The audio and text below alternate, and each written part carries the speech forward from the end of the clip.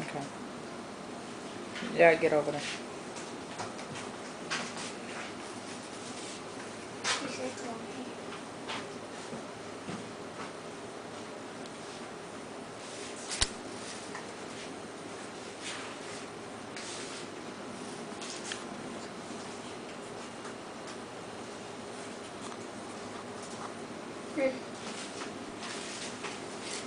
According to the U.S. Centers for Disease Control and Prevention, otherwise known as the CDC, an average of 40,000 to 80,000 new cases of HIV are reported each year in the U.S.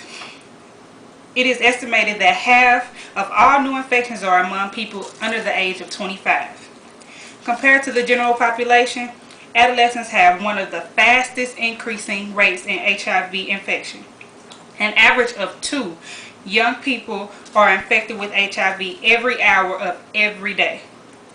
Through December 2000, CDC statistics show that 7,074,467 reported AIDS cases. 4,061 of these cases were reported among teenagers between the ages of 13 and 19.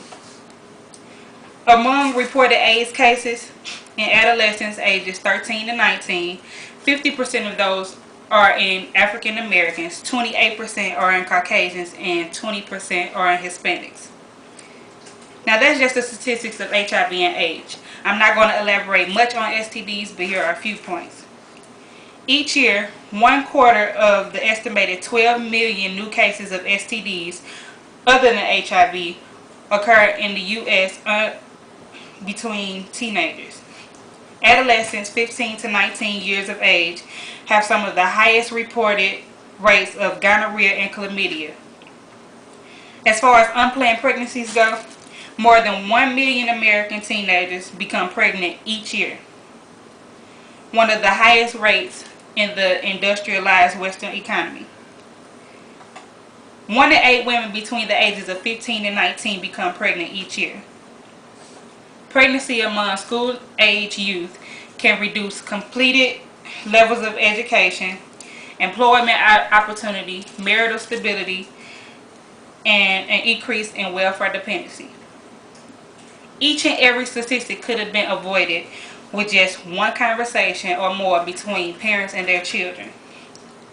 Its consequences and contraceptives should also be included in the conversations.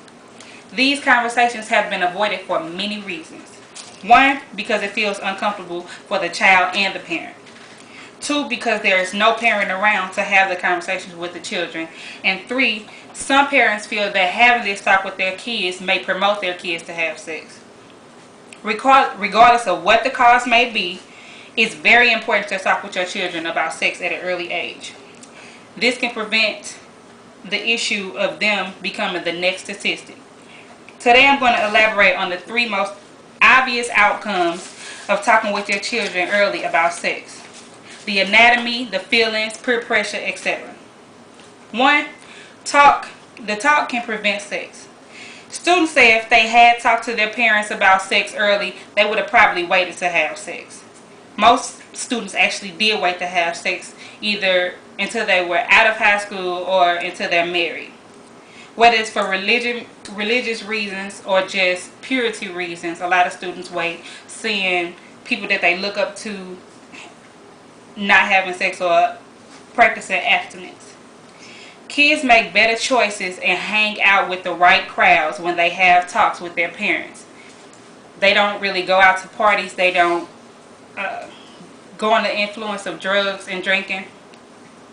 2. The talk brings trust between the parent and the child. This happens only if the parent is open about the issue, not all up in arms. It promotes a sense of trust and comfort between the child and the parent. The children will tell you everything. They come to you and they talk to you about any and everything, whether it's what their peers do or what they've been feeling inside. 3. The talk prevents unplanned pregnancies, viruses, and STDs. Since they wait to have sex until they're older, it's less likely that they'll get pregnant contract STDs or HIV. If the talk was effective, they don't decide to have sex. And they do decide to have sex. They know the consequences and opt to use contraceptives. They learn not to feed into peer pressure and know how to say no. They're more open with their parents and their peers. Just knowing that you talk to your child about sex at an early age, you will know that as a parent, you did as much as you could to prevent them from contracting STDs, HIV, or getting pregnant. Tell your child, but never tell your child not to have sex and just leave it at that. This will only promote them to do it. Your child can be one less statistic with just a talk and some guidance. Be a parent and a friend, not just a friend or a peer.